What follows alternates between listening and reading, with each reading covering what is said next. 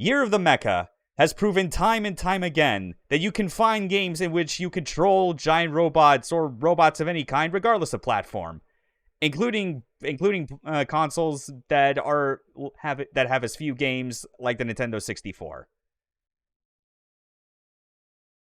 We're playing Custom Robo. Custom Robo. Yep, that's Coolguy. He's here with us. Yeah. I played the GameCube version of this game, which is probably the one that most folks are familiar with. But like, I always knew that there was an N64 like starting to it. I'm really eager to see where it starts. Like, because I remember like I freaking got this game on GameCube, and it was one of those games that just absolutely consumed my soul for a weekend. Yeah. Like it was way too much fun. So, an important thing to note is that while I am usually one to champion playing games on their original hardware, this is a game that is running an English translation patch because there is a lot of text, and I don't have an EverDrive in which to load this game on because N64 is still one of the few systems where I care about owning the physical games because I've held on to them for so long. So it's not going to be worth putting like $200 down on a flash card just to load this thing on there, you know? Definitely not. Yeah, but this should be fine. I support you on this one because we're at least running this on Ares, the multi-system emulator that was started by Nier, otherwise known in the past as Bew. God rest his soul. God rest his soul. Like I knew that cat back when he was getting his start on SNES emulation and the like. Yeah. BSNES on the Z board. Like he started out doing that on the ZSNES board, and I contributed a couple pieces of code real early, and I fell off pretty quick because, frankly, SNES emulation, it was more of a pain in the butt than I was willing to deal with. But I always really liked Bew. Always super earnest, hardworking cat. Yeah, he was dedicated to the pursuit of cycle-accurate emulation, which is what this multi-system emulator he started was all about. And the few times I've run N64 games on there, the ones that have been able to work, like early on, you know, they looked and ran and sounded as accurate as you could want, considering how kind of fucky N64 emulation had been for the longest time. Oh man, but N64 emulation was so bad for so long that it became a freaking joke on Big Bang Theory. Like how bad do you have to be to get picked up by that ridiculous freaking show? Yeah, that's quite an embarrassment. Oh Lord. Yeah. Like. So this is not me actually playing. This is like a sort of demo that we can skip because the context behind like why it's showing us this is a bit amusing. Although oh no, that was actually the end of it. Yeah, we were just dreaming about it. Of course. Yep. Yep. Yes. Jesus Christ! Like there's a big jump there, Mom. Thanks. Yeah, this is God, there have been like so many different styles of mecha games that have been like covered on this stream series since the start of the year. And this definitely, with Custom Robo, I think like what it has going for it that is fairly unique compared to most others is how it approaches mecha in a way that is more like something that is directly meant to like appeal to kids and that sort of like toy factor. These things are basically like Legos with guns, and it's just like okay, cool. Like I'm with that. Like that's a great freaking way of approaching this. Yeah. Also, what kind of team did they have to get to move that gigantic fucking TV into this house? This Japanese house in 1999, where it still would have been cathode ray tubes. Whatever. They're forklift certified. All right, it's fine. All right. Because I mean, like the plot, the whole setup of like this world is very simple. It's almost like it's practically Pokemon-esque how it starts, because we're finally of age to engage in this one mega activity that all the kids are into. Instead of catching wild pocket monsters or whatever you want, we just get our own miniature robots that we can have partake in robot fighting arenas. Just on some level, less horrifying than having cheerful dogfights, but whatever. Yeah. I mean, at the very least, it's this is all still taking place in our hometown. We're not being told to literally, walk a circle around the entire continent. Mom have lice or something? She keeps scratching her head. Yeah, don't worry about it. Surprised the dad doesn't even know much about this whole thing. I mean, dad being a doofus is a time-honored exposition tool. It is.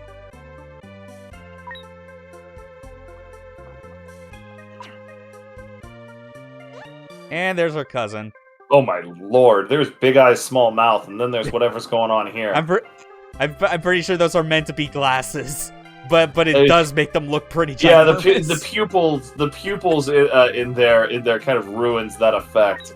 Yeah, oh god, it reminds me because sometime last year I did an N64 grab bag stream where I was going through a bunch of games that I had cards for, which included the second Custom Robo game for N64, and I was kind of just going through that blindly just because, again, it was all in Japanese. But, the portraits in that are still, of the same style. And one of those that stuck out was, some kid with a hilariously massive overbite. Where I was, it was... Oh, God, I'm blanking on the name. Have you ever seen Osamatsu-san? Yeah.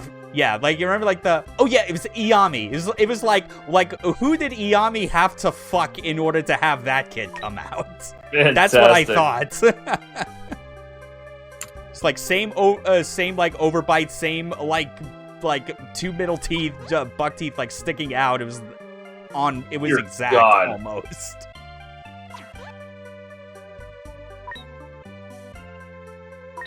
Yeah, there's a lot of explanation about how the mechanisms of this work, even down to the fact, I appreciate that. Yeah, even down to the point where it's you're handed the cube, and just to make sure that no one can steal it and use it for something else that's terrible, they have an entire ID recognition system that gets basically imprinted on the robot at first activation. Yeah, retinal scan, because everybody thought that was unbeatable back in 1999.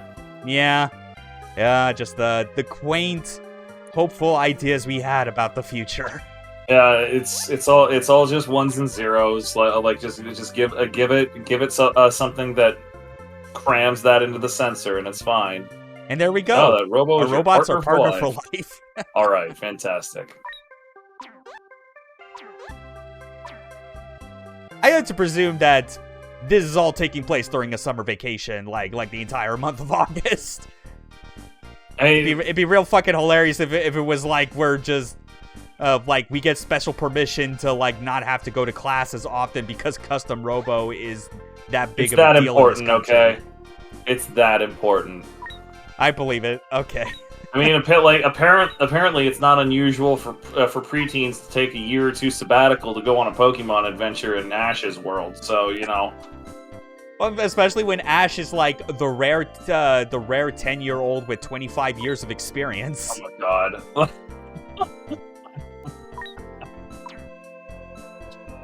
And now we got this. I realize that there's a storytelling trope in a lot of Japanese writing that is basically don't worry about the timeline. It's not that important. Yeah. But after having time frozen for longer than this person is supposed to be alive, I start to think about it. There's a limit to that. I mean, it's kind of same principle that applies to something like The Simpsons, especially when the entire world around The Simpsons changes, but the age of the characters don't. Yeah, Calvin and Hobbes. Bill Watterson poked fun at that every so often with how many Yeah. like new summers or new school years rather that Calvin went to, and he kept getting Miss Wormwood and everybody Yeah. around it like a few comics of that just poked fun at that. The answer is don't think about it. Yeah. Yeah, don't think about it. Just Gathering information is a good idea. Yeah, all right, thanks. Yeah. Amusing how like that's the one adult on this floor that gets a portrait, and the man right next to her, the man in charge, doesn't. Yeah, I was gonna say like she literally just said this guy is the captain. Yeah. That is the portrait of Holy a crap, character that who you face. can tell is our like elementary school Definitely bully gotta be the character rival. for this video game that by its design clearly should have had like a tie-in anime. Because Yeah. it has that strong kids anime aesthetic Oh, that it's like a man, missed like- opportunity. But It I mean, whatever. absolutely is. Nintendo went all in on having like the Pokemon anime be like the tie-in that runs concurrent with the Hey, games. and that's you know what? Yeah. It got this game a sequel on the N64 and a spiritual successor on the GameCube. So clearly it worked for it. Yeah, it worked to an extent. Also, hi Haseo. Maybe it did have a manga, possibly. Yeah. Think this is funny? And he just leaves. All right, sure, why not? Yeah, that's just Hayo. He's a huge brat. Oh, he's one of those posers who doesn't want to admit he's into the same like childish thing everyone else is. Yeah, whatever. We've all known that person. Some of us maybe had that phase at one point. Ugh. Eventually, after Yeah, getting the full tour, we will get into like a proper match. But at least like Yep. seeing these characters they introduced is definitely something to keep in mind, especially when they have a portrait associated with them. That's how you They'll know be they back. want you to remember. All right.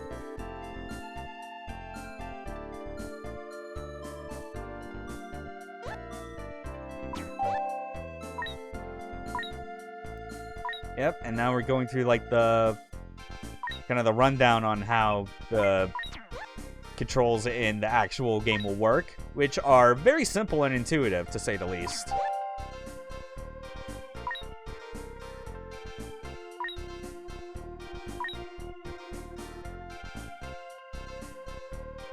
Once if finishes unfold. Wow. Yeah, Like, I thought I was having a stroke there for a moment. yeah, typos, they slip in. every Dude, now and then. there have been a number of those that we've come across with Endless Dark, and every time I see one on stream, like I literally have the code open so I can I can fix it right then and there because it absolutely just makes my brain reset every time it runs. Yeah, Right. every time I see one happen. Mm. See if I can talk straight. That would be fucking helpful. Oh shit, they used that same magical space box for like Gundam Build Fighters.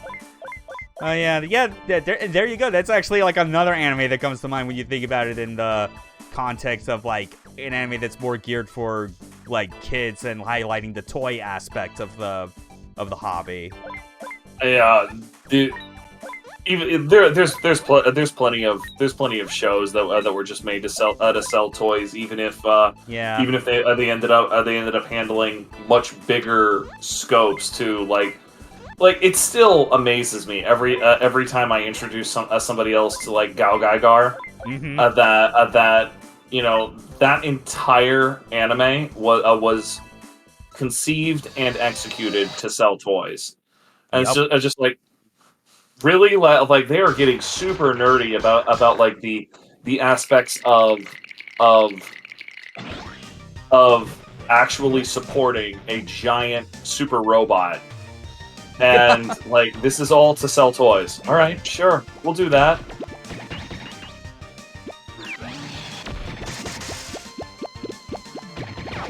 And this is how we go into battle proper. Move with the left stick, fire with the A button. There's other stuff we can do, like press B to like launch out a bomb. Any of the C buttons will do that little melee punch, like that type of attack. R is jump, and Z is like a third tertiary sort of weapon.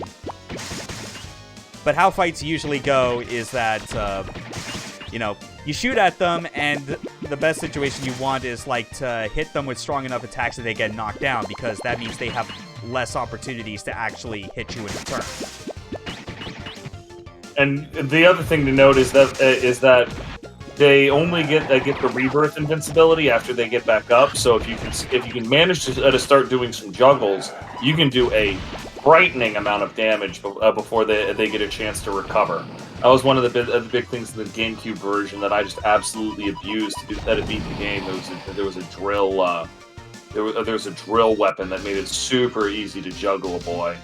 Yeah, because we'll be able to unlock a whole lot of parts later on that opens up like your like combat possibilities a lot. I mean, you would expect it to. It's the name of the game. And bombs. I mean, yep, you already talked about we already know those. I mean, we kind of use those to just absolutely smoke you. We got it perfect on that first fight. I mean, he literally said that he'd only be moving around. He wouldn't be attacking. Like, I genuinely don't see how you can get anything less than a perfect there. Okay, that was quite a portrait. Yeah, yeah. That's how you know he gets serious. We're ready to go now. Mm-hmm. We are so effing back. And also just like the way those sprites are portrayed whenever it shows people that are in a Custom Robo battle, like because of like just like the weird ring auras that like pop up around them. It just comes you get off, friggin' deflector shields, man. It comes off more like they're starting to have an out-of-body experience, and that's how they're actually controlling the Custom Robos. Just a flat all neuro link. Yeah, that's what it feels like. Oh, he actually is attacking now.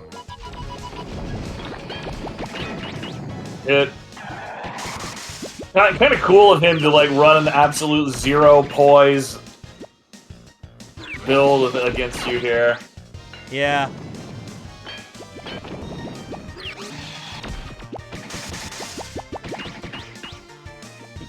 Yeah, and like just the nice thing that helps as well a lot with like just the general controllability of Custom Robo is, especially with this game, how it's the start. They're always 1v1 battles. You can always guarantee that it's like where you aim and shoot is going to be like always in the direction of where the enemy is. All you really have to worry about is, because of mobility being a thing, is making sure that you hit them at a moment where like their movement isn't going to cause the projectile to miss.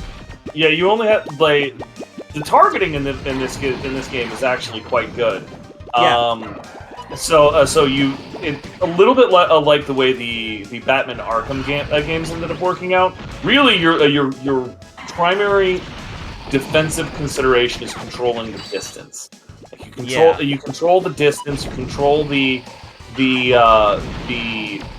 gap that you have, and you know that's more or less the primary the primary consideration when it comes to attacking versus taking damage. Like the targeting, you can just sort of assume is always gonna work. Mm-hmm. And then when you get into multi V1 fights, like you just end up like choosing a specific target, and it's really not any harder. Yeah, it's like, because the immediate sequel to this, Custom Robo V2 on N64, like the big thing they introduced with that is 2v2 battles. And then I believe by the time that the GameCube version rolled around, like that carried over, but you also had like 3v1. You know, so you had all kinds of different team configurations, and being able to switch targets was as simple as could be. Yeah, like in the GameCube game, they loved throwing 3v1 at you, and frequently in those 3v1 fights, there would be reinforcements, so it'd just be a frickin' battle royale.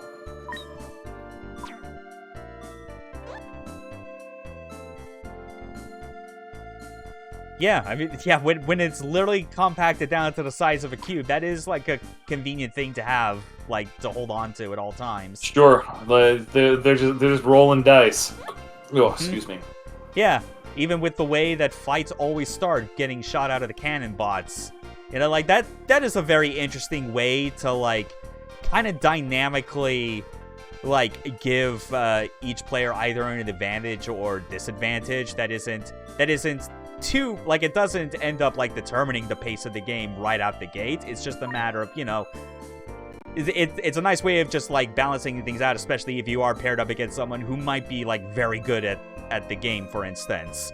Well, and there might just be the chance where they get shot out, and whoops, they've spawned with their head on the ground, and they're stuck flailing their arms and legs trying to get repositioned.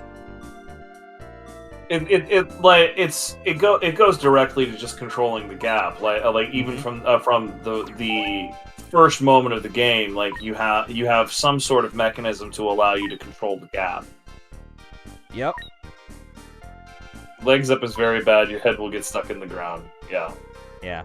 You can speed it up a little bit just by wiggling the stick, obviously, but you know, like even no matter how fast you wiggle it, if someone they land in a position that is, you know, like better than what yours is, you're still not going to be able to kind of break even, especially if they land with like their legs on the ground. Oh, whoops. Oh, whoops. Oh, fortunately, this cat doesn't talk as long as the damn owl. Yeah, fucking Gebora is still in my head after, like, I did that replay of Ocarina of Time. Oh my lord, that freaking guy with his the hooting devious music. Thing because of like device type. Yeah, because of the wording each time, like, because like the first time is like, did you get all that? Or it was like, do you need me to repeat that? No or yes, and no is always highlighted first. And then the second time is like, did you? It's like, did you get all that? No. Yeah, no, he absolutely over all the time. He does that on purpose. The fucking owl just loves to talk. It's insane. I don't care if you can literally, like, flip your head 180 degrees like that it looks like you have a different face. Whatever. Anyway. Oh, look at that. Everybody lands face up. Device type. This guy does have some poise. Yeah. Ah, damn. Oh, ball. Melee was just short on the range. Yeah, you were like 2 inches short of knocking his lights out. There we go. There's the fucking ticket. Yep. And that's like even a brief glimpse of what you could do with juggling, because even before he got the full down status, like, because it was against the wall, I was able to kind of bounce him off it with a few more like range shots. There's the spirit. Got him. Yep. Ah, another short one. Whatever. Yep. I still got a pretty good life lead. Yeah, there's plenty of things of parts that you can add later that make increase the length of your melee attack. That was definitely something that the build that I ended up using in the GameCube game to like go the distance was basically a brawler that punched you down, and then you used the drill gun, which, you know, just pulled you back in after you hit somebody with it. So I punched somebody and they go flying, and then while they were in the air, pulled them back in with the drill gun, and then I just juggled them there for like 3 or 4 strikes before they finally hit the world or hit the ground. And Rebirth is just invincibility frames. Yeah, it's the way to kind of balance things out after a knockdown, which, like, you know, you kind of have to. Yeah. For how simple this game is to control. It's not like you're doing a fighting game where you have like a bunch of option selects and like different ways to wake up that you have to consider. You look green, boy, says the dude with green hat, green shoes, green friggin' everything. Fucking green cap. Yeah, so another, like, kind of a slow speed Robo we're going up against, but definitely one with, like, you know, high endurance.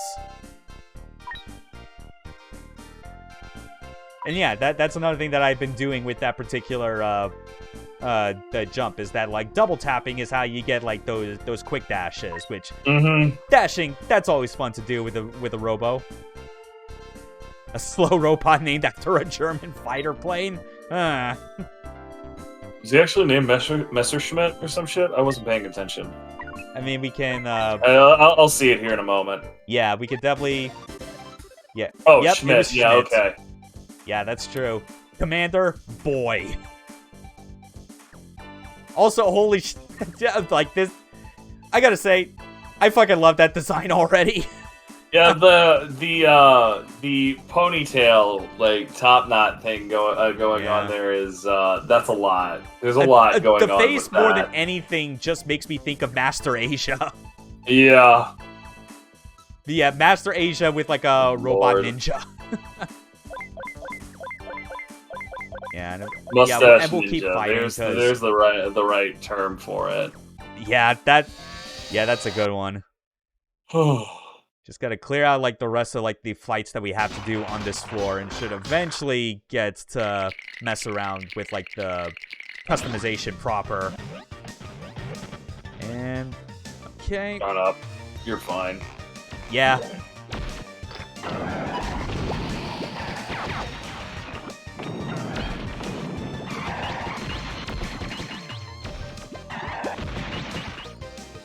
Ah.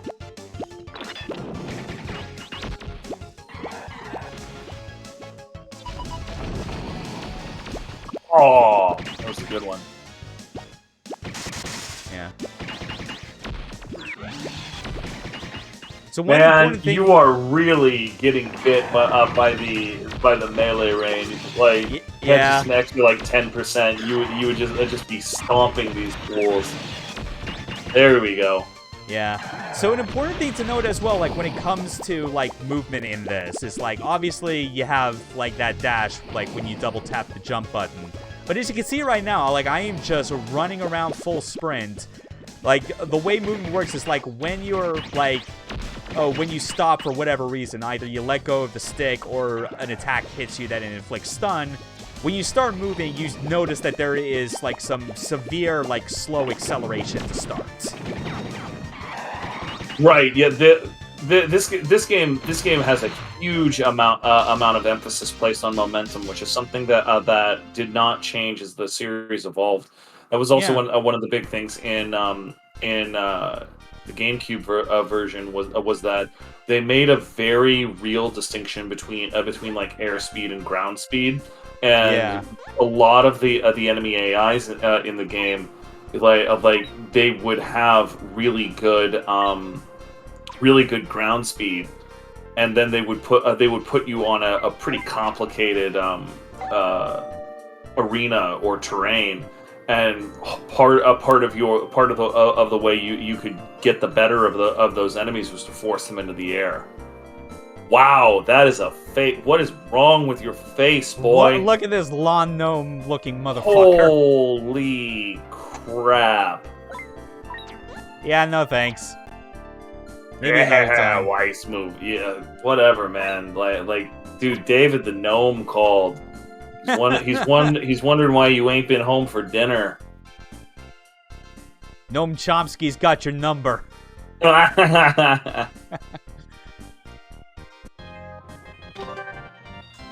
So after that last fight, we received the speed pod. Like, that is data that we receive from defeating, like, particular custom robos. And once we do that, we can take it up to, like, this little stand right here and get that data converted into actual parts, which we then now use to, like, further customize our robot. David is suave against this brat. I believe it. But yeah, just with, like, the movement and everything, like, momentum is definitely the right word in describing it, and it highlights especially how, like, even with all the various mecha games out there that I've played with, like, an emphasis on, like, just, like, core movement being, like, key to strategy, you don't really see any that, like, put an emphasis on momentum quite the same way this does, because so many have, like, you know, like a boost system that is kind of designed to get you from 0 to 60 immediately. It's just the thing you end up prioritizing is how do you make that a hyper-fast boost state last long enough and that you don't come out of it at a disadvantage where you're, like, dealing with landing lag.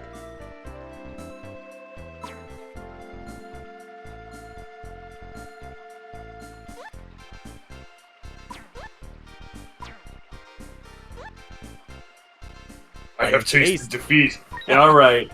A definitely 10-year-old boy. You don't know what kind of, like, cult of personality this, like, 10-year-old lass might have, like, formed around all these elementary school kids. All I'm saying is the frickin' boy is definitely not 10 years old. He's talking like that.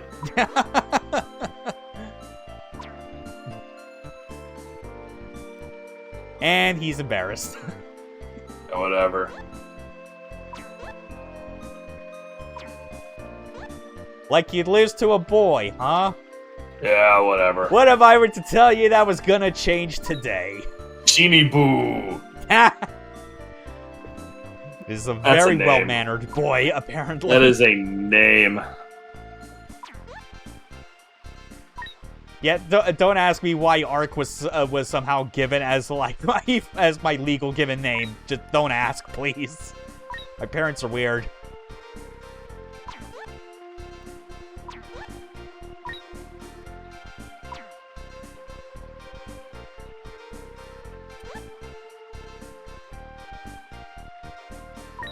You say that. Yeah, whatever. That background is that background at least is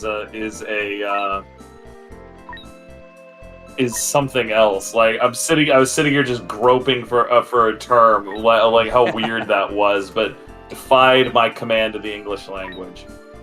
True. All right. Aerial beauty type. Okay, so yeah, they probably have a similar. Yeah. A similar concept in this game where there's a real distinction between ground speed and air speed. Yeah. In the GameCube version, it mostly had to do with the length and how many dashes you were allowed. Mm-hmm. Oh, okay, there we go. Yeah, so, and you can hold, you can hold, like, any of the C buttons to, like, bring up, like, information about the parts you're looking at, which, this is where I'm especially thankful for playing, like, a version of this game with, like, English translation patch applied, because I would be at a loss. I would basically be just figuring these things out blind on, like, my original N64 carts. This is a huge part of Custom Robo, insofar as, like they...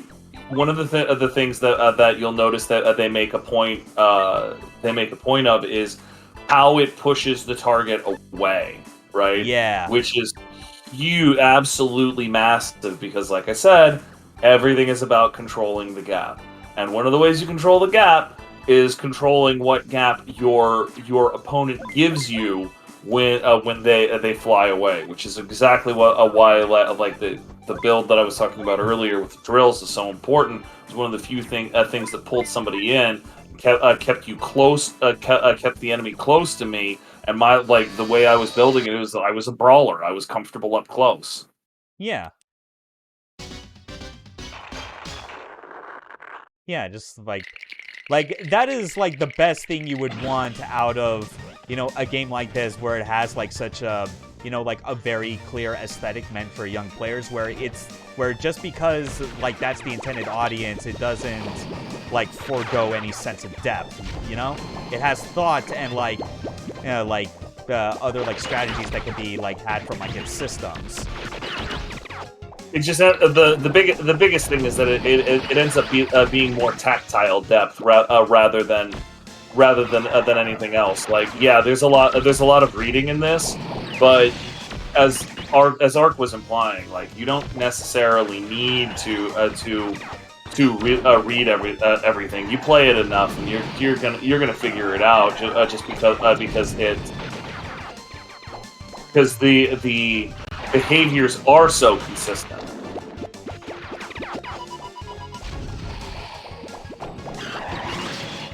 Oh my god, that fucking flash kick! That was pretty cool. Great melee strike from her. You know, the health differential's not too bad. Currently. Yeah, if you can get another good strike or two on her, you're gonna have this. But she like that her gun makes her super fucking dangerous up close.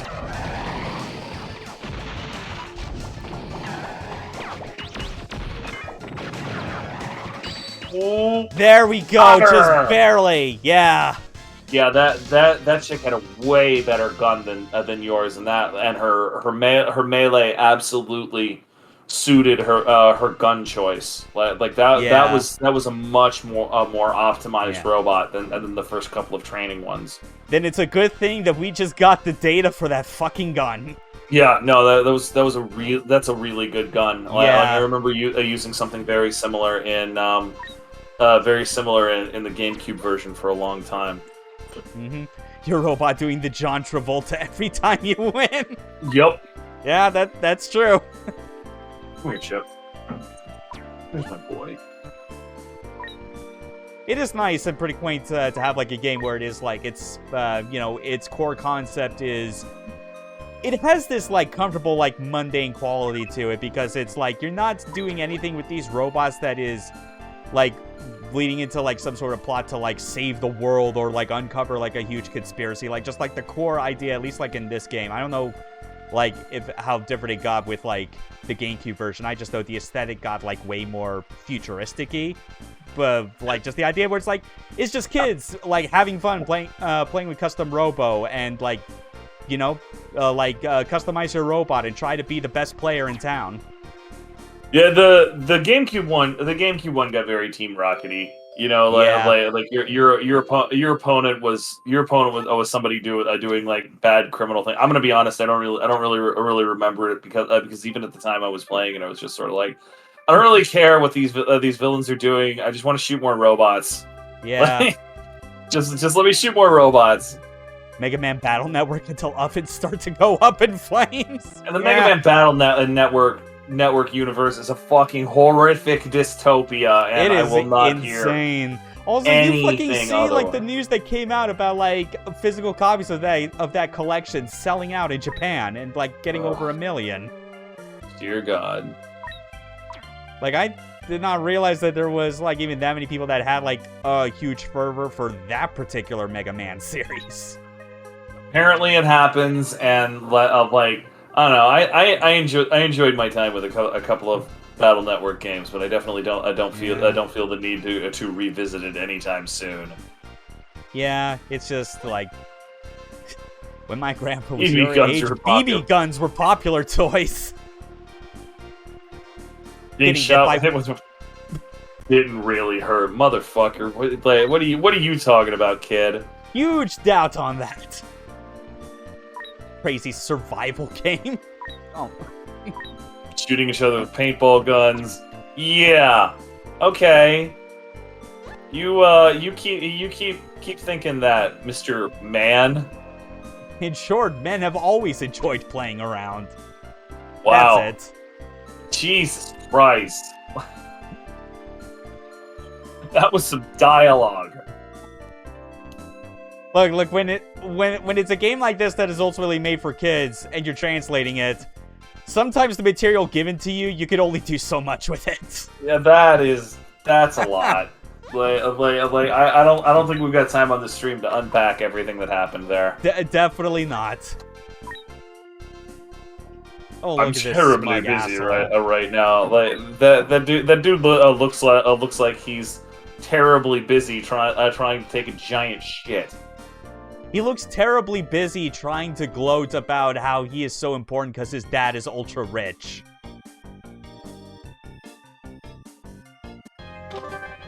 There we go. Hey, you should probably equip that immediately because the thing is way better. Well said. Fires a salvo of 3 shots that split in 3 directions. Great for covering a wide area. But yeah, that's obviously the main thing. You know, like, on an individual shot level, yeah, they might be, like, weaker than each projectile of the basic gun. But when you're firing out that many, all that matters is getting them all to line up, and you're good. It's not that much weaker. Like, it's genuinely not that much weaker.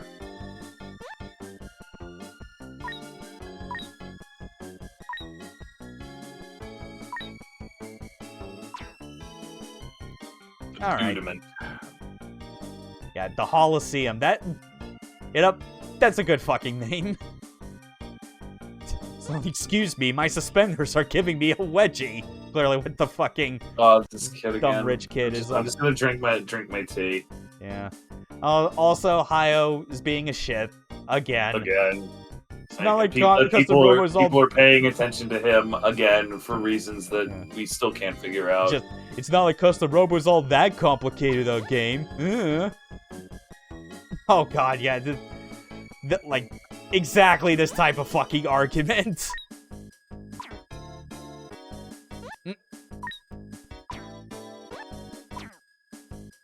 Oh, man. Yeah, whatever.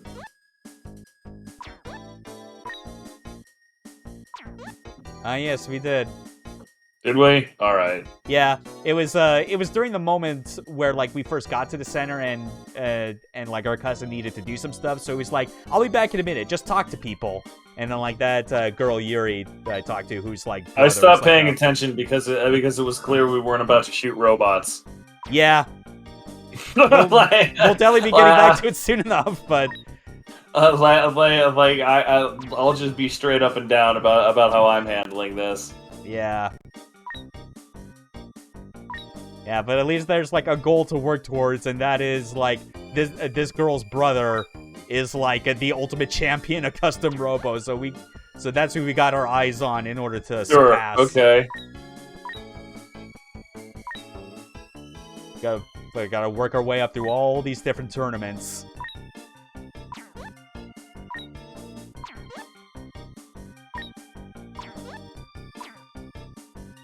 Well, see ya.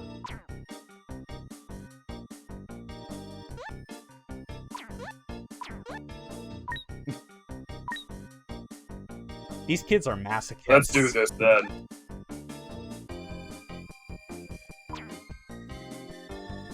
Imagine if there were like trading card game tables everywhere like this. Dude, is like more than like a tie-in anime, like it surprised me that like there weren't like actual toy tie-ins with this, because the way the parts work, you could totally make like some simple like plastic figure parts that you could like combine just like to form actual custom robos. Hell of a lot simpler than Beyblade, that's for goddamn sure. Yeah. And a lot cooler, especially because, like, with Beyblade, like, the illusion falls apart when you're like, these are just tops and nothing else. Yeah, like, you use the Beyblade twice, and it's pretty obvious what's going on there. Yep. Licked, oh. Really? All right, you're going with that name, huh? Mm-hmm.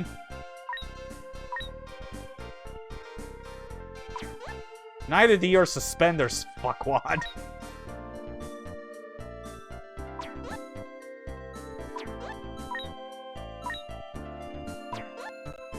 I mean, that's the same principle as, like, if you want to get good at fighting games. Just be challenging other people. Even just like chess, it's one of the best pieces of advice you can give somebody who wants to try to play chess. Just go lose your first 100 games as quickly as possible. Because you're going to. It's fine. Everybody loses their first like 100 games, and then you start getting it. I doubt you've ever seen a funny old men robo before. This is a boy who is taking his life very seriously, and I am super here for him. Yep. We're gonna be going up against a robo that has like excellent air control. Kind of highlighting back what you talked about, because yeah, like if it couldn't be any clearer, because you have more experience with the GameCube Custom Robo than I do. I've definitely spent more time messing around with like the N64 ones.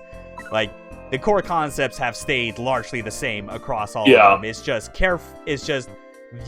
very consistent iteration on like just like the different types of parts, strategies.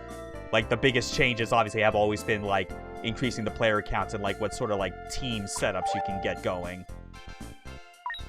Yep. Okay. That also scans. Grandpa Again, like, Robo or Grobo. God damn it. Yeah, the the thing that I appreciate is the basic. Oh my lord! Jesus Christ, that forehead! Oh my lord! I'm just completely knocked off kilter from what I was saying. Yeah. That face though. Staring deep into your soul. Yeah, this kid is taking, like, this kid doesn't give a fuck. This kid is clearly the class clown, and you know what? I'm here for it. You shine on, you crazy diamond. Yep. Got our 3-way gun. We still got our speed pods. All right. What's our arena look like? Athletic Park. Yeah, because this old man robot needs to have like his like quiet place to like have his daily workouts in the morning. Sure. We'll see how this goes, because like all the way back in this game, like they have always made the distinction about, you know, like how good a robot's like level of control is based on like the context that it is in, whether it's in the ground or air.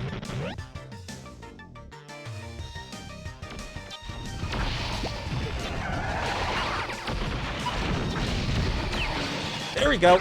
Yup, there you go. Oh, yeah. Yeah, we're in it. Yeah, it does a lot of jumping, as you would expect. He's not doing a lot of air dashes, which is usually what those heavy air robots tend to prefer. Like he's jumping around a lot, but he should be dashing around like a flea on a hot brick. Definitely. Yeah, like that thing you just did. Reminds you of Power Stone. Yeah, I'm pretty sure. Like the two series grew up together to some extent, and I would not be at all surprised if they shared some of the same thought DNA. Yeah. Like obviously the difference is that there's definitely an emphasis on like this kind of momentum build up and feel of like controlling a toy robot, where like Power Stone, it's all crazy hyper anime powered like human characters. Yeah. Power Stone is just like let's kick some butt. Yeah. So also glad for you to stop by, Arian. I need to use the restroom real quick. I'm gonna be right back. Cool. We'll definitely be moving on to the next one. I just been in a slump all day. Let's move on up to this dude. Let's see what he's got. Keen Head. Yeah, so we're gonna be getting someone that has like a lot more emphasis on the air dashing. Yep, what I was talking about as well earlier, like Shinichi, dude, you don't need to explain all these things. I do a pretty good job of like getting ahead of you on like actually talking about this. Overworld, on the other hand, reminds me of Digimon World 2003. Yeah, you kind of see that. It is definitely a very specific type of like, you know, out of all the robots, out of the custom robots we've all seen so far, I think this is the one that comes off most like... This would be like a Mega Man boss, I feel. I don't know what it is. It's something with the head, aside from the part where it's a fucking cone head. Oh well.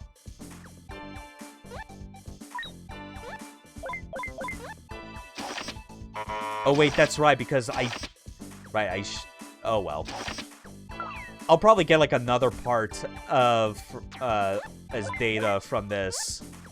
So I think like once I finish this fight, I'll head back to like a place where I can trade in the part data and actually get those activated.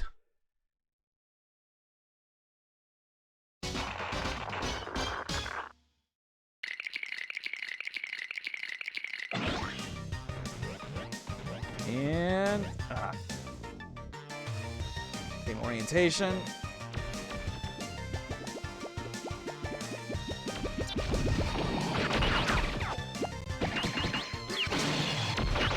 There we go.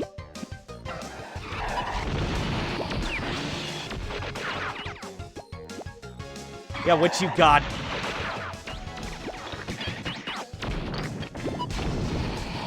Ah, damn it, I blew myself up with my own bomb. Damn it.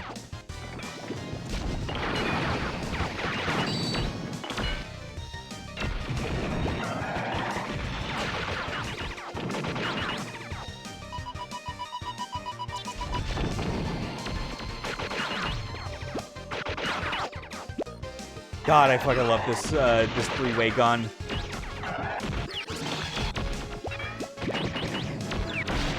Yeah! Gotta love doing a punch at the end of a fight. Just get him knocked down.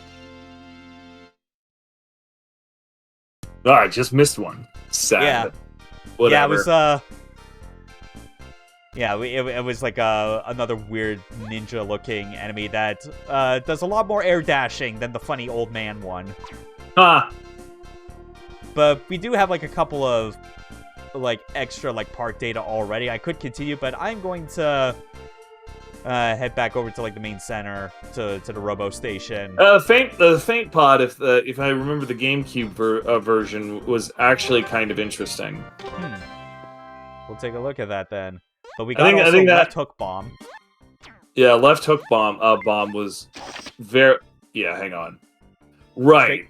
Straight line arcing left when fired from the ground, but arcs right from the air. Exactly. Like this, it's those sorts of like ostensibly inconsistent behaviors.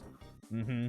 Right. There we go. The faint pod was interesting because like its primary use is to restrict your opponent's mobility.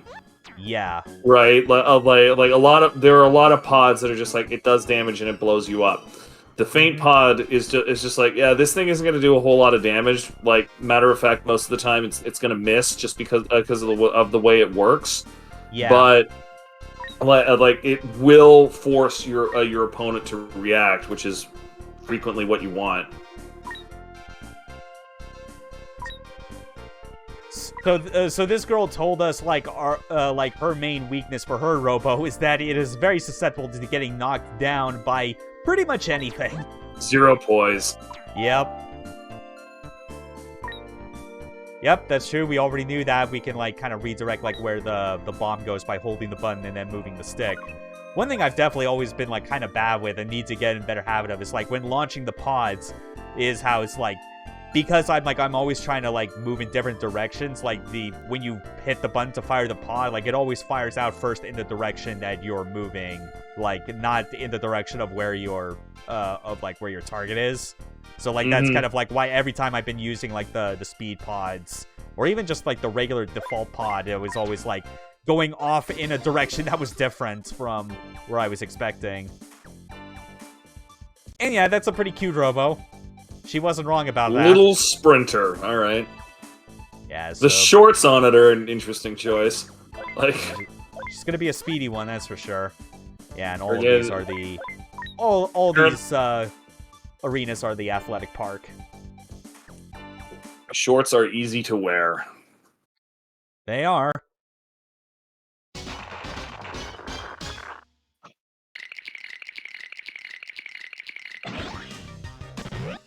And okay. Yeah, she's straight up. All right, there you go. Yeah, she goes down real quick, but also look at her run. Oh, she and also she's has got the three-way too.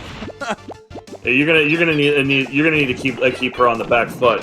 Like screw that. Oh, look at that juggle. Bada boom. Like I don't know if it's different in this one, but the consequences for losing in frickin' damn son. Oh my god. She went in on you. Yeah, but then I just countered it immediately. The consequences for losing in the GameCube version were just basically you have to do the fight again. It's not that big of a deal. Yeah. Homegirl can throw hands.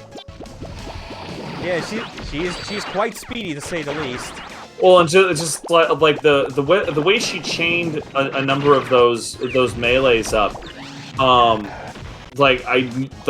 that's really hard to do from a control perspective. Like that, it's possible, but like just the precision that you have to have on your controls is actually pretty serious. So having an AI do that this early is like quite surprising.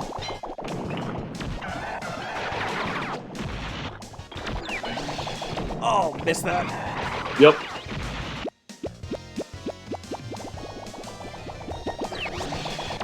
I'm too much. I'm way too greedy about just wanting to like finish off the fights with like with a melee. But there we go. There's the spirit. Like it's so fun to do just because of like that particular slow-mo effect once you land the last hit. Mm-hmm. What it are the almost feels like consequences an for losing in anticlimax, this? I just think sort of nettle her to death. Yeah, I think it's just like, I think consequences are, I think the consequences of it are mostly that like they can learn, like they can acquire like part data from you, or something like that. But I don't know if like that actually like impacts or like leads to like their robo changing down the line or anything. It's like you don't really like lose a resource out of it that would like that you basically no longer have access to. Yeah, in the GameCube version there was nothing like that. Like you just had to do the fight again, like until you got it right.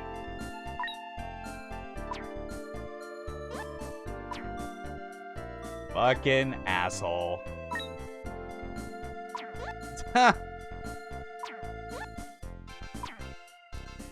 Stop spouting nonsense. Yeah. Drag his ass over there. Yeah, if anything, like, one thing I know that's kind of, like, a difference between this and, like, the GameCube version is that the GameCube, when you do win, it's, like, there's, like a money and experience system applied to that. I vaguely remember something like that. Yeah. I don't remember it being a serious thing. Like, money I remember just because you didn't just get parts from fighting. Like, they also just had a shop where you could buy a whole bunch of parts. Yeah, whereas here it's like, I personally like the system more for my taste, like in the N64 game, where it is like you do get like a very tangible, specific reward from every fight. You know, like I think there were just parts. Yeah, I think there were just more parts in the later versions. They had to add the money thing to just be like, we don't have enough fights to distribute all of these parts, and you could either make it what amounts to a card win system where you have to fight somebody like 18 times to get all of their parts. Yeah. Or you could just be like, all right, here's some money, go buy what you want. And I'm definitely glad they went with the latter rather than the former. Yeah. Oh, look at this. Shinichi's actually talking about like the very thing we were going on about as far as like consequences for losing. Okay. Data transmission feature can be deactivated. This way, you can hold a practice match where nobody receives data. So that's like your way of like, if you want to figure out like how to best like fight against like your opponent without actually losing firsthand and possibly having them like get access to like your particular part data. I still don't. I think you're right though. Like I think you lose. Like, just because you lose data doesn't mean you lose access to it. Like, yeah, they just have a copy of it now. Yeah, which means like it can. Oh my god! Just relax with that mouth, dude. You trying to catch flies here? Man. Holy mother. Every kid's anime, especially of this era, has to have, like, this particular type of smug rich kid. Jesus Always. Christ. Yeah, and there's not really anything else that I would need. I mean, like, yeah, because, yeah, we did actually win, like, another standard pod that's, like, kind of a different color. But, I mean, like, we already got I think it's an updated version. Like, you can check it. Yeah, plus... Yeah, that's right. Yeah, because, it's an update. Count 2. But whatever. Like, Faint Pod's been pretty good as far as, like, just applying it on top of, like, the other tools that we already have. So I never really got good at the artillery-style builds that they had where you shoot a lot of bombs and pods versus like, shooting your gun and getting in there. Like... Yeah. There's a very specific kind of build that people would own up with, but I never preferred or got good at those things. I wanted to fight. I was a brawler. I want to shoot and dash. Yeah, I wanted to get in there and teach some MF or a lesson. Oh no! Oh no! Eat, boy. Read it. Okay. Oh my god! Got me right behind the cover, I see. Yeah, like a cover is mostly useful against guns. Pods and bombs largely don't give a crap about it. This dude's a coward. Look at him run.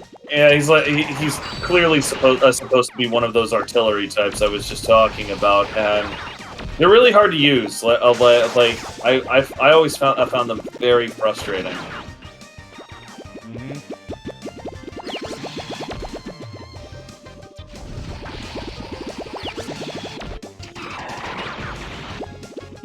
It is an interesting gun he has, though. The machine Yeah. gun. Yeah, the sort of gun where, like, he was not wanting to, like, use it in this fight because he was worried that, like, he would lose it, like, if I won the fight. Which is, it makes sense for his build because like you haven't really gotten hit by it, but I imagine it just like hits you a number of times and then kicks you backward, which would make sense because like if you're close enough. Okay, yeah, it hits you a couple of times, but you never really got hit there. But yeah, it's one of those things that he would use to create more distance so he can shell you again. Mm-hmm. But obviously, as you saw, because you get hit by it doesn't necessarily mean that you're gonna take all of the hits or you're gonna go down. And like you going down is really the big portion for him. Because definitely, as folks might have already noticed, when you go down, all of your shots end up just stopping, like they just vaporize. So that's one of the big ways that poise ends up being a really big deal in this game. It's because if you go down like that's it, all of your shots are history.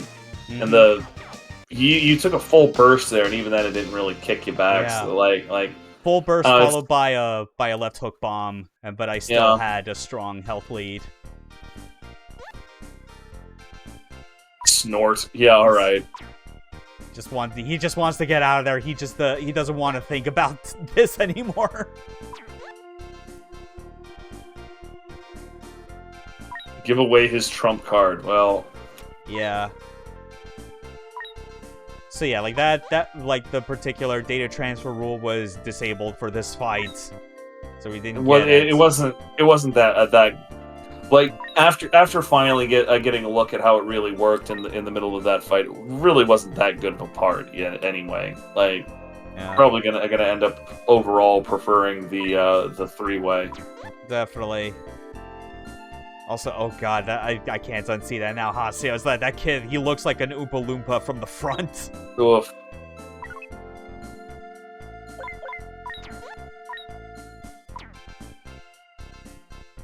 And that was the second day. Moving very fast. I mean, here, like, wholesome frickin' story so far. Just kids having fun. Kids having fun with their miniature robots. You know what? Like, I'm fine with it. Yeah. Good on those kids. I mean, these robots are the sort of thing I absolutely would have loved to have as a kid. Oh man, I would have played with these things like crazy as a kid. Yeah. Even if it wasn't to, like, play against other people, I would at least be way into it for the customization aspect. Dude, oh yeah, I played with Legos like crazy when I was a kid. You gave me Legos that can shoot. That's basically what this is. Legos that can shoot. I would have been all up in there. What are the stakes? When will we kill God? Oh, if only. Yeah, that's what our Bionicles only pretended to shoot. These things actually shoot. Yeah. Like Bionicles were the dark and edgy version of Legos. Those were fine if you were in a Batman mood, but like whatever. They were fine if you wanted like Legos that were like had like more of like an action figure kind of cool, like bend to it. Which I mean, like I was definitely in that age range for it, at least from like in the early 2000s. Definitely kind of moved away after, like, 04 or 05, I think it was.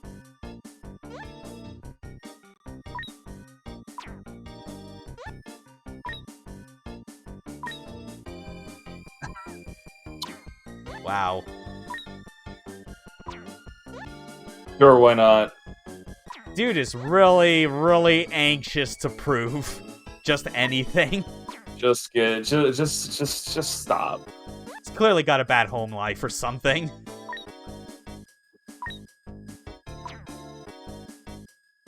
Yeah, whatever. Back to the, over to the park then. With probably, like, another, like, sort of, like, string of, like, opponents to face like we did at the school. Yep. You know, there's actually, like, a interesting quality to, like, the way these sprites are made. Like, their proportions and like, coloring, shading, and all that stuff. I feel like... I can't remember the name of it. Maybe you would be familiar with it, but I want to say there's, like, this weird sort of, like, Japanese baseball, like, game series that have, like kind of, like, very super deformed looking style to it. Well, unfortunately not. Like, I've heard of the series you're talking about, but I have absolutely no background with it. Yeah, like, because I never played them. I don't even remember the name. I would recognize it though, just from, like, what like, just, like, how it looks. And the proportions and, like, color shading on the like, on the sprites absolutely gives me that vibe, because they have, like, this look of, like, you know, they're 2D sprites, but the shading combined with the black outline makes it look like these were, like, simple 3D models. Yeah.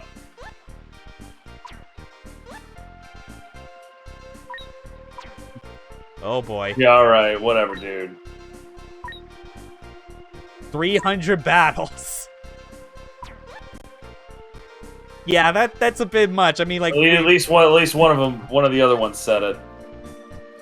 Just battle each of these 3 commanders once. Thank you. Yeah, right. I don't think we could fit an additional 300 within, like, our allotted stream time. I'm sorry. Frickin' girl. Give you some quick tips. Well, yeah, like you always do. Whatever. First one up here. Receiving continuous damage or a very powerful blow. Get knocked down. Unable to fight. Yeah, thanks. We've already seen know. that about 1,000 times. Yeah. Oh my god. Sexy stutter type. Amy. Again, I find the like, hot pants there to be a very interesting choice, considering, like, all of the mechanized portions on your legs and arms. But, you know, whatever, you do you there, lady. And the cleavage and the exposed midriff. You know, there's the cleavage.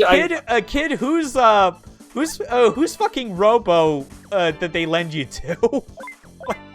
The cleavage I can almost understand from a holistic aspect a little bit more, simply because you know, they're like, that is a whole piece, right? Like, like the torso doesn't have any extra gubbins attached to it.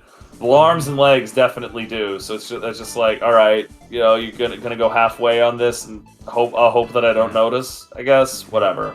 Also, Haseo answered our question about, like, that particular, like, baseball series. It's called Pro Yaku. Oh, okay. Yeah. Anyway, let's go on with the fight and, like, not get distracted by the overly sexy Robo. Yeah, well, I mean, we have a big old bird's eye view. If you can see the titty from that high up, you got Hawkeye for titty.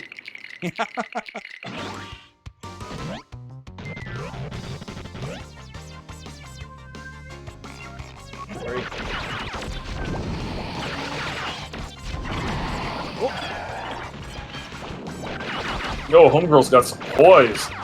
We also got some moving cover in the form of this toy train.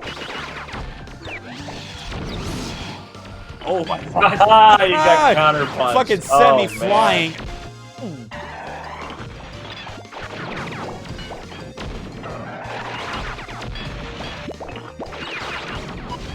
Something that might not be obvious to everybody that's watching, but there is like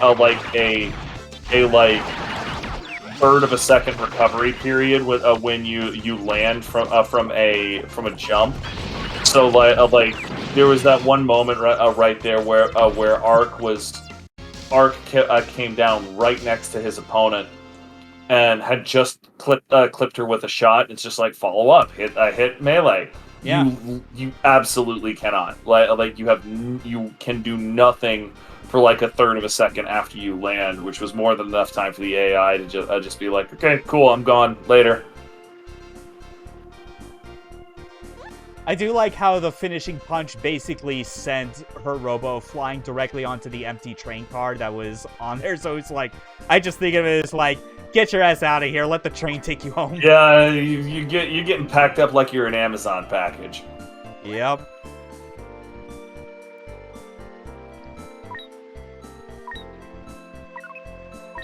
Really don't care. I don't care about what you think about Karen, brother. Yeah. It's just here to beat the crap out of your robot. Yep, the briefly talking about like the strategy with pods that like I've never been that good at using. Oh, propane again. All right, cool. It's this kid. Cool. Yeah, we're fighting Hank Hill. Awesome. Do I look like I know what a robo is? Propane and propane accessories. There you go. God, frickin'. Suppose like there was some report about how they're bringing that back for another season or two. And also how they're bringing back Futurama for another season or two. Yeah. And yeah, Beavis and Butthead keeps coming back at the unlikeliest of times Lord. and still manages to be exactly the same.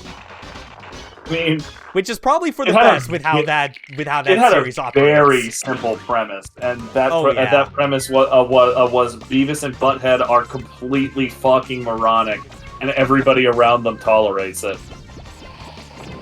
Or just has no idea how to properly deal with it. What are we doing here? Oh, he's got a machine gun too. Oh, he's got a Gatling gun too.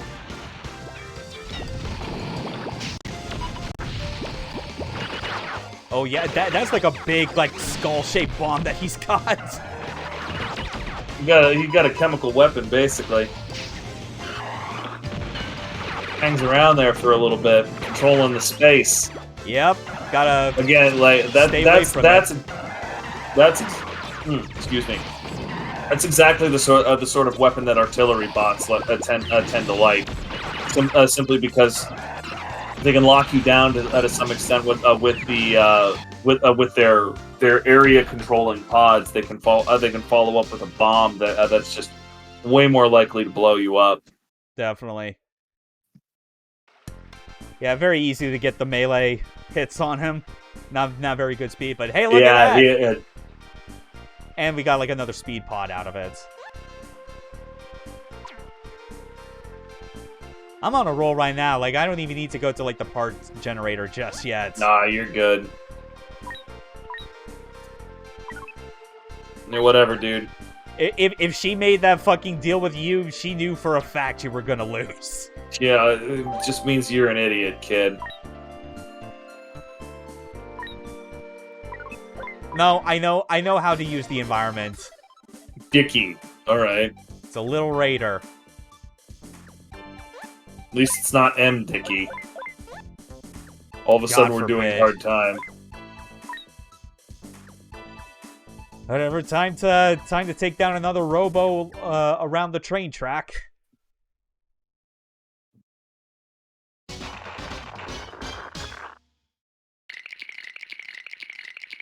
You know what's interesting as far as like I guess behind the scenes stuff as far as like when I was putting together the list of games for like this series and how I ended up at Custom Robo being a pick.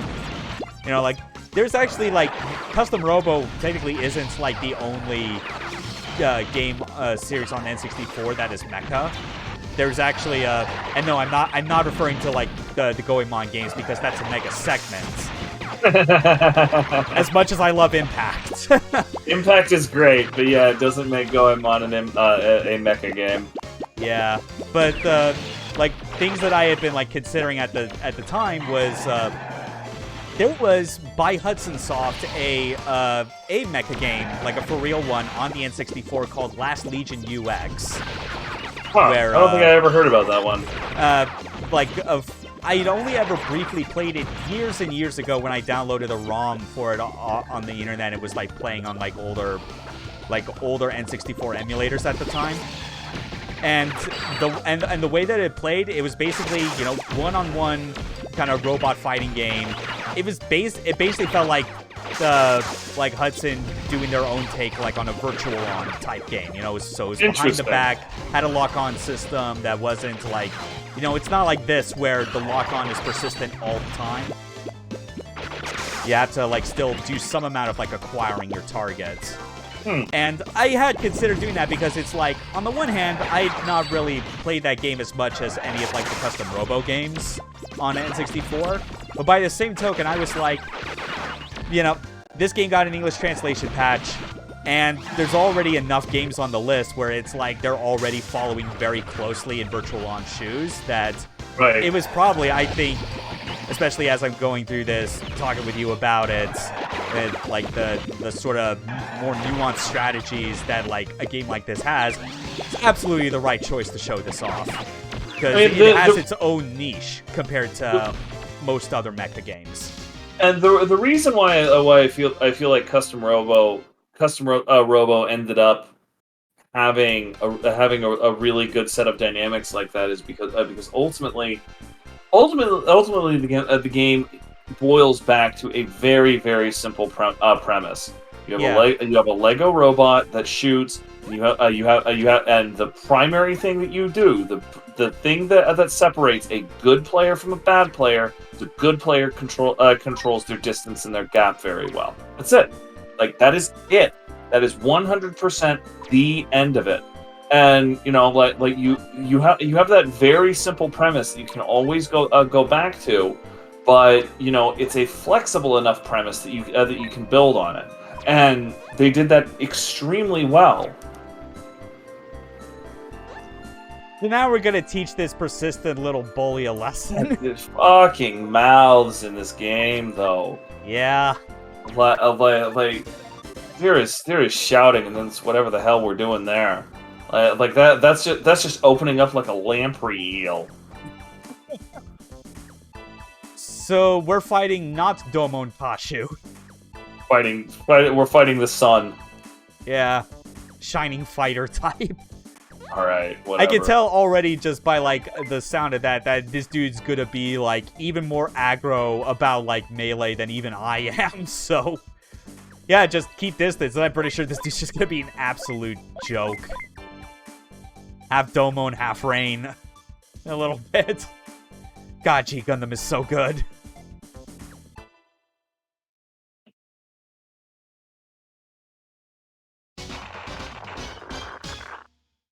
And I think with this fight, or at least however many more it takes to like until we go to bed for the day, which probably not too long after this, all things considered, I think we'll have gotten a very good demonstration of Custom Robo, what it's all about. He just hit himself. Get fucked, Good nerd. job, asshole.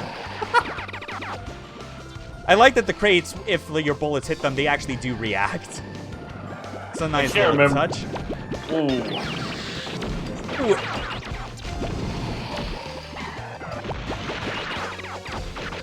There you go. Okay.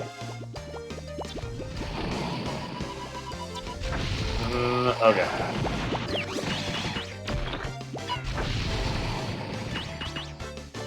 So, like this, yeah, this cat's got all basic equipment. This is like his first fight, actually. Yeah, that actually does make a lot more sense.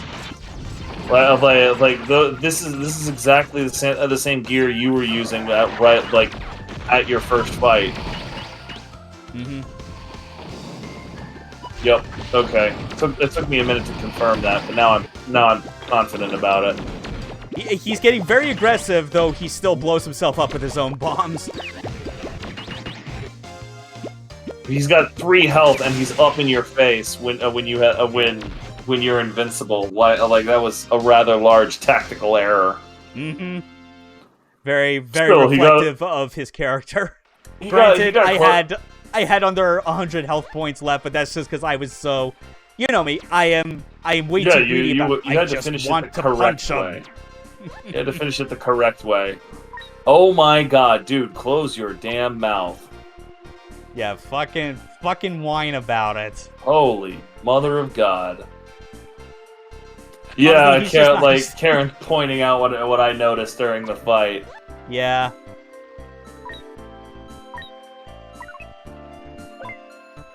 Yeah, Hayo's just gonna go home, like, on the internet of whatever hot form is the thing in 1999 and start posting and start making scrub quotes. I'm actually not gonna go home just yet because I do want to. But no, screw you, dude. I wanted to hit the parts generator. Okay, fine, whatever. I guess we're going home. Yeah. I mean, for what it's worth, it's like the only real the only part that we got in that I still thought was of note, obviously, was like the Gatling gun. But nah, it's whatever. I'm not convinced the Gatling gun would be a heck of a lot better than the 3-way you already had. True, but I mean, like, it's still fun to kind of like, still mess around with like. Oh yeah, you should definitely still play around with it, but. But this has been Custom Robo. All right. Yeah, and it's like, yeah. Fantastic at this point, it's little like game. any of these games that you wanted to go into between like the 2 N64 games or the GameCube. In fact, actually, I realized there actually was like one final Custom Robo game that was on the DS of all things. Really? I didn't know that. I would not be surprised like if it still played exactly the same. Maybe it did something different, but regardless, this has been a very like what you see with this game is something that is very applicable to like the major games that came after it.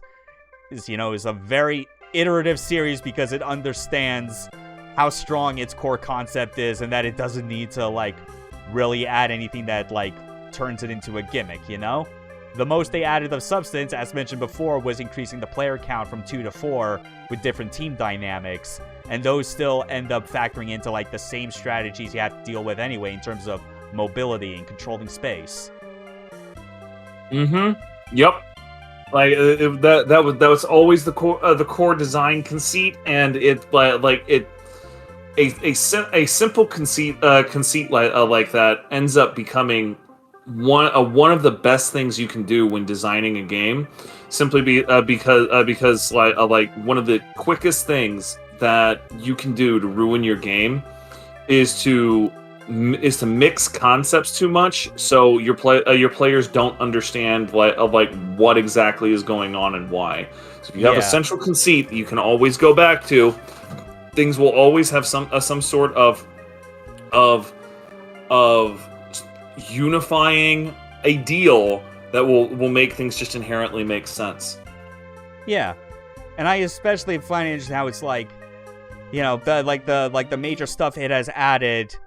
After this game managed to like fit within those core ideals, whereas you look at something like, say, Virtual On, where it kind of ended up losing its way after it peaked with its second game. Yeah. Like here's the funny thing, the more I think about it, like, because I used to think it was always like Virtual On was like the arcade mecha fighting game hit. It was the game.